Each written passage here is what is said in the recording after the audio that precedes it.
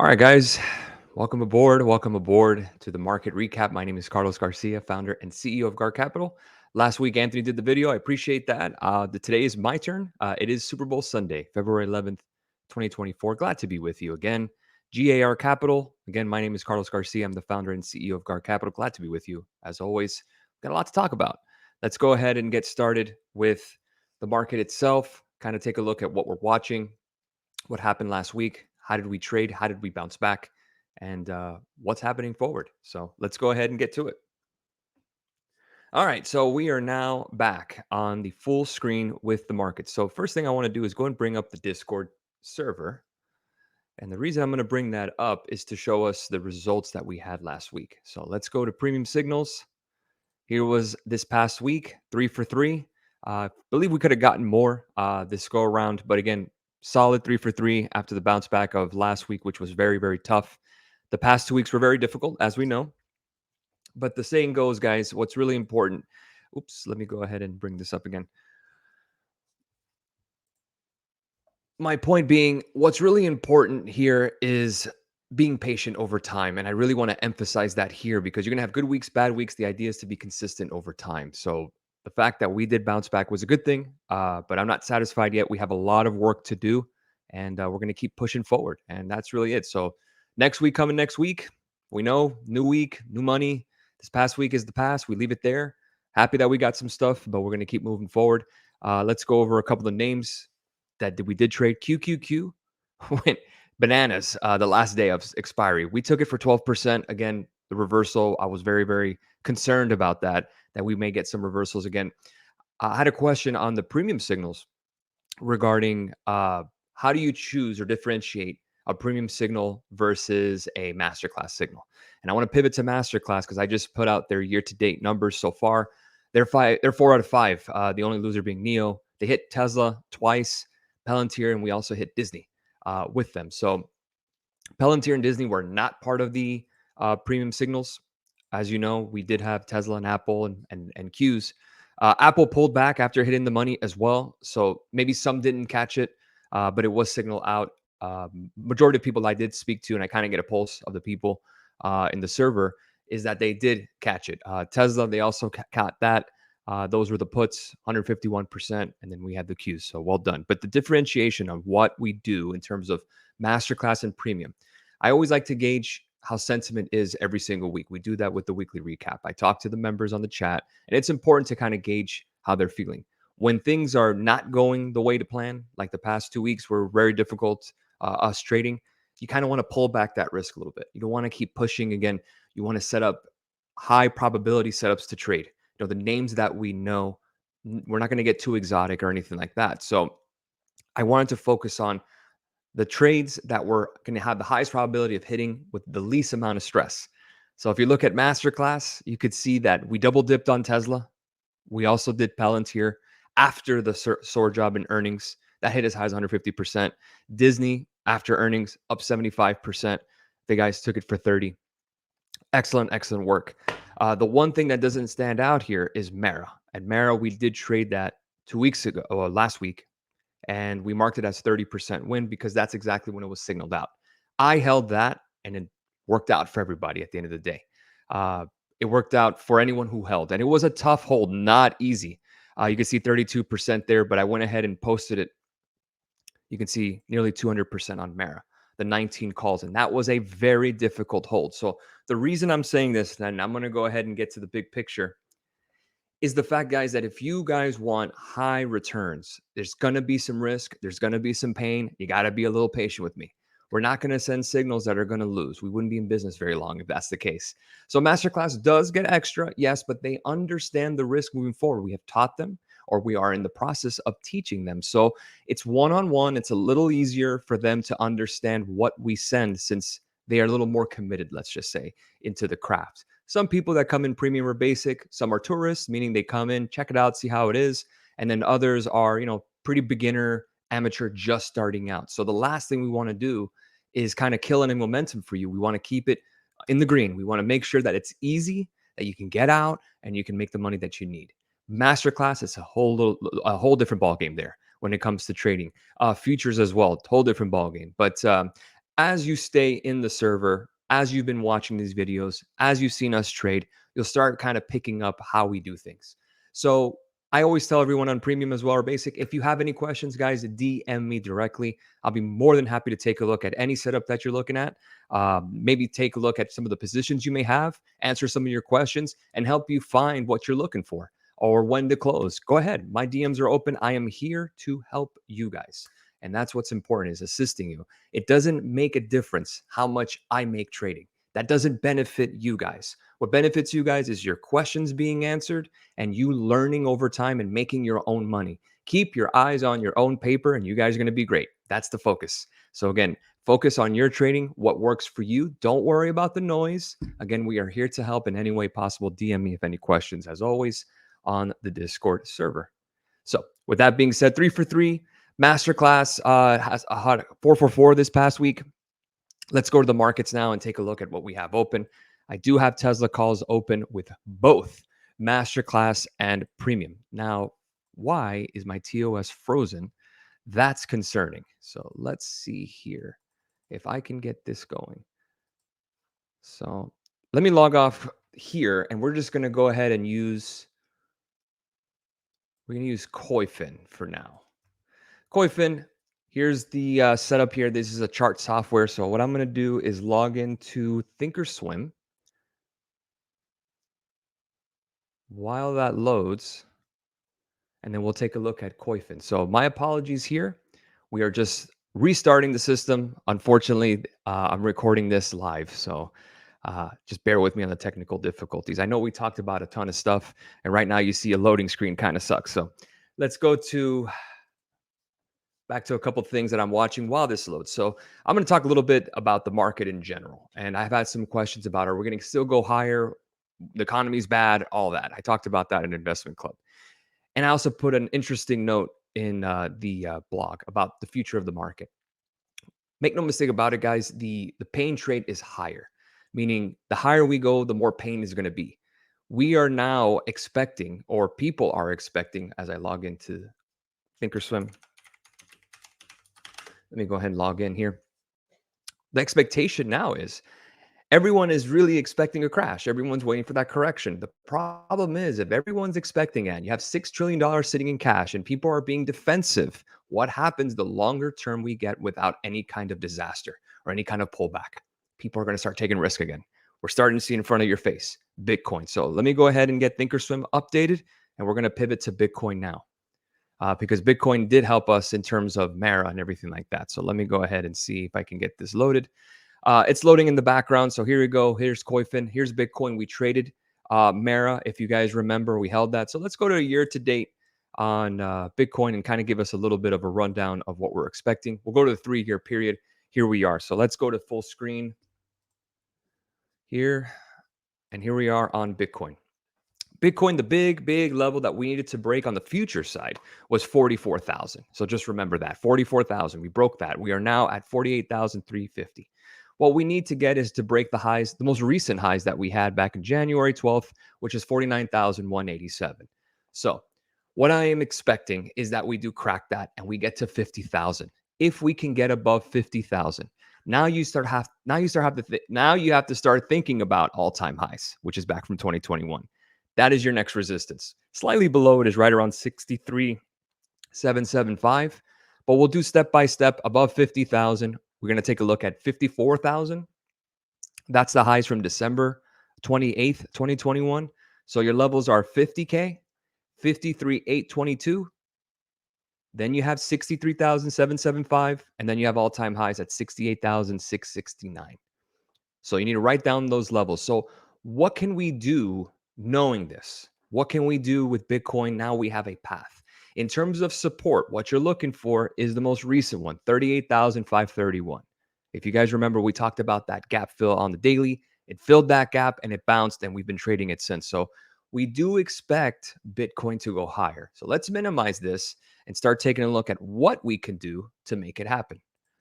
So let me go ahead and bring up here. Oh, sorry. One between two different windows here. Okay, so here we are. Okay, sorry, but flipping back and forth. My apologies. All right, back to it.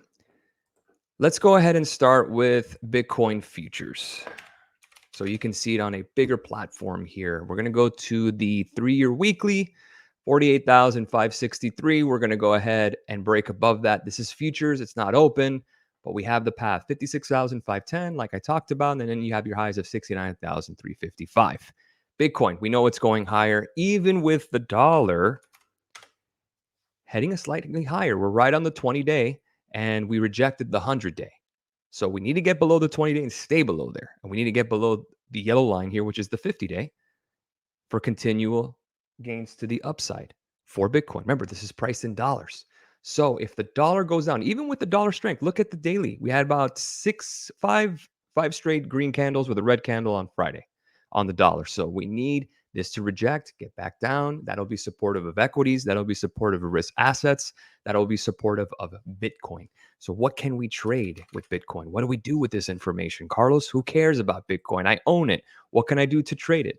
Well, expect that tomorrow on Monday that Mara is probably going to go higher, the 25s or so, and that's fine. And the back office did send that out, the 25 calls on Twitter, and we also sent it on Instagram. I didn't send it on the actual signals itself, just for the simple fact that the people that had it already open wanted to be in it already. So I just didn't feel the need to send another signal for that at that particular moment. So really our main target is right around 30 to 31.28. If that breaks, that is a break of a double top that we have on the daily in the past 12 months. Let's go to the 3-year weekly. Now we can start kind of seeing that we got out of this consolidation back, or kind of major consolidation here. We broke out of that. But 31.28 with that break, now you're taking a look at the 40 calls, 38 to 40. That'll get you back to the zone from December of 2021, mind you. December of 2021.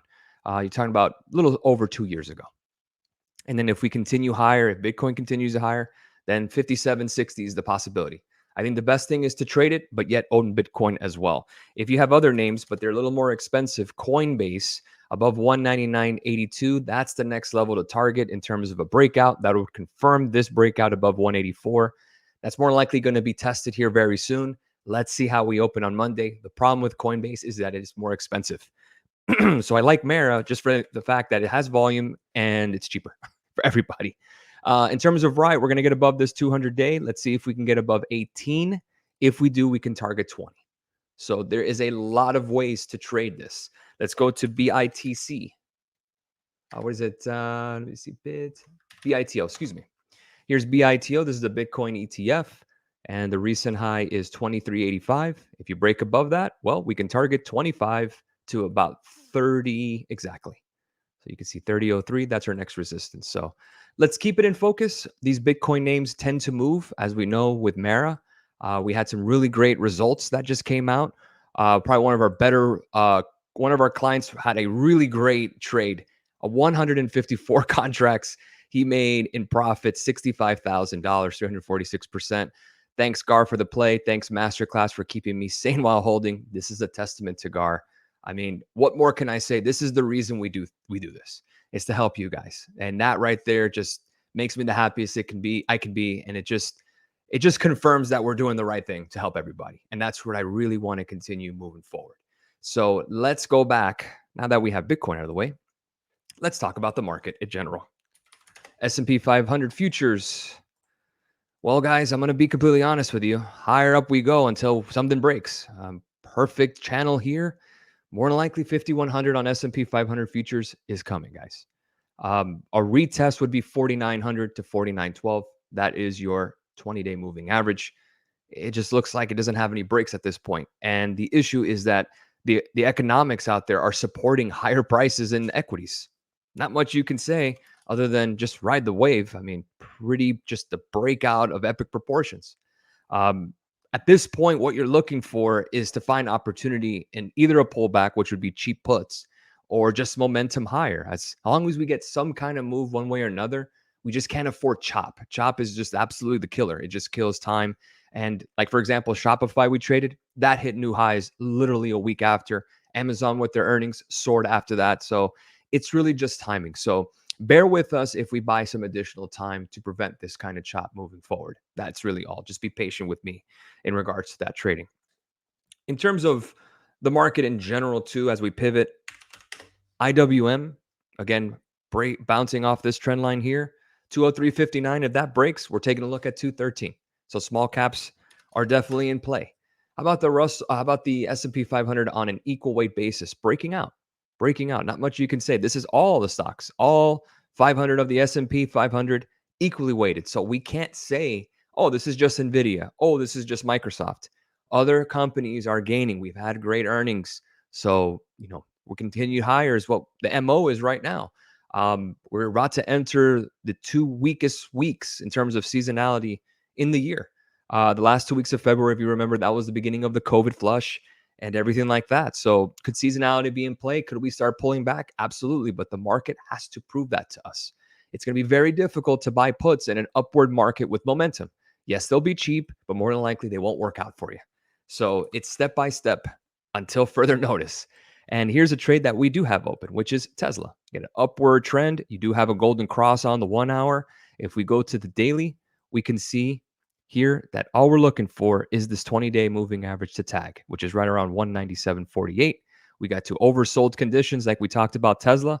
We hit at 175, pretty much on the nose. 180 zone is what we wanted.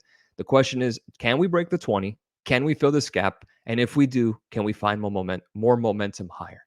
The problem I have with Tesla is that if we get any sign of weakness, this has been underperforming. If there's any kind of weakness in the market, Tesla's going to get slaughtered because now we may have a setup here where you have an upward channel with a breakdown. And then we're going to test 180 one more time, which is this trend line here on the 1 hour. So obviously there is risk in every single trade, but I do fully expect that Tesla is going to get some upward move, a reversal higher from its recent lows. Things get overdone over time. Just happens. Just like COVID, just like anything else, you get oversold. Remember Disney? Everyone hated Disney. Well, not anymore. Everyone loves Disney now. You could see this big boost from their earnings. 97.5 at close to as high as 112.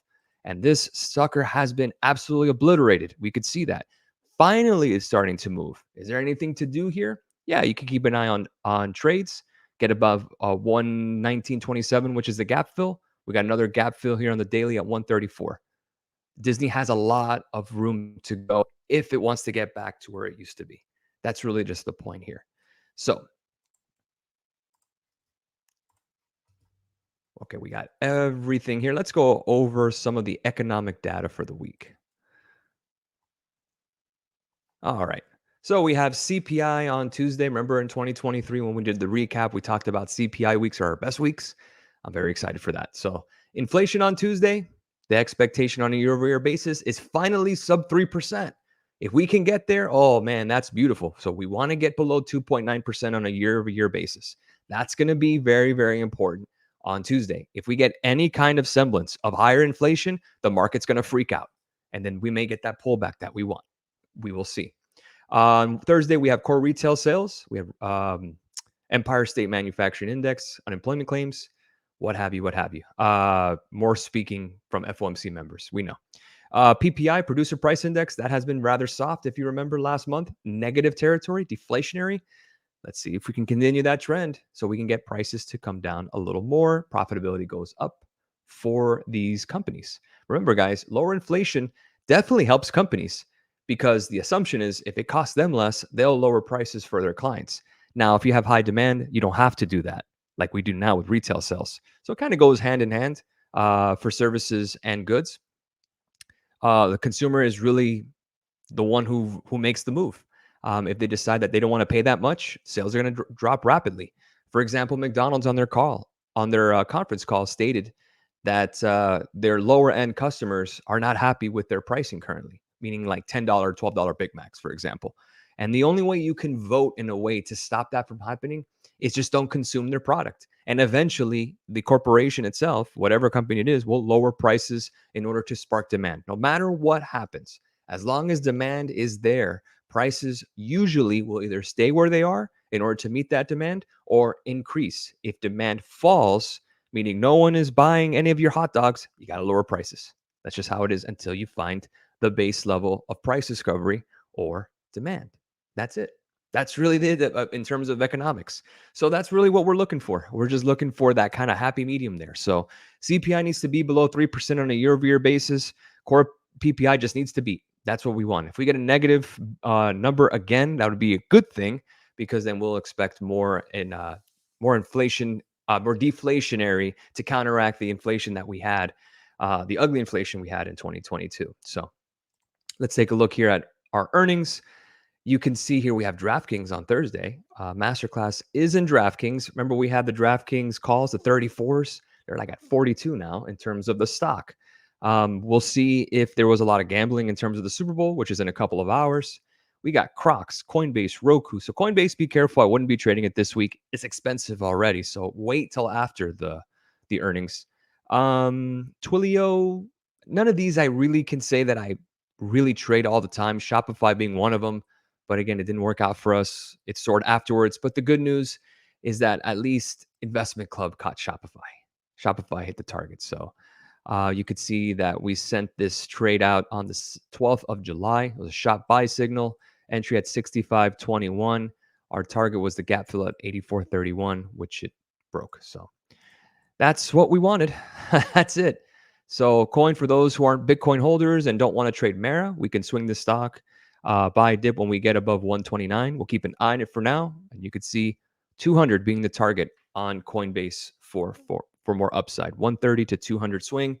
That'll be a 35% bump higher. Again, for those who don't want to trade options with Bitcoin or trade Bitcoin itself, that's 24 hours. Very, very difficult, as we know. So in terms of the year to date, 76%, 3 for 3 this week definitely helped. 76% seems to be pretty average of what we've done the past couple of years. I don't want to settle for average. I want to settle for greatness, be the best we can be. We need to start getting some winners on our belt so we can crack the 80 mark at least year to date. And that's kind of what I'm looking for. So, if we can get 5 for 5, 6 for 6 this upcoming week, end the month strong, no losing whatsoever, taking profits when we need to, let the runners do what it does, preventing any kind of reversals where we get caught. That's what we have to do. We're going to make it focused on the winners, base hits over time. No need to swing as much. Okay, guys, we'll let the runners do that. So that's where we are for the week. Again, satisfied with the week, happy with it, but I know we can do better, and we will. And that's really the testament to the team and what we expect, because we don't want just basic. We don't want just, average results. You're here for the best, and we're going to try to provide that for you. So one last look at the market. I mean, Tesla is the one stock I'm looking for more upside. We'll keep an eye on DraftKings results. Obviously, this week, we'll see the results in terms of the betting markets in the Super Bowl. And then we're going to keep an eye on Tesla. Tesla being one of the big ones. And obviously, Bitcoin. Let's see if we crack 50K by Monday morning. And if we do, well, Mara's going to go higher, and so is everything else in terms of Bitcoin proxy. So it's going to be a fun one. I know we got so much to look forward to, and I can't wait to get started on Monday. Any other questions as well, DM me, email us, garcapital@gmail.com. We're in social media as well, Instagram, and of course, Twitter. And again, as always, our watch list will be posted for our premium and masterclass members on Discord. I also put out on the blog 3 stocks that I'll be watching in terms of upward movement. So I'll definitely keep you guys in the know. As always, have a great rest of your Super Bowl Sunday. We will see you on Monday for the morning note. Cheers all.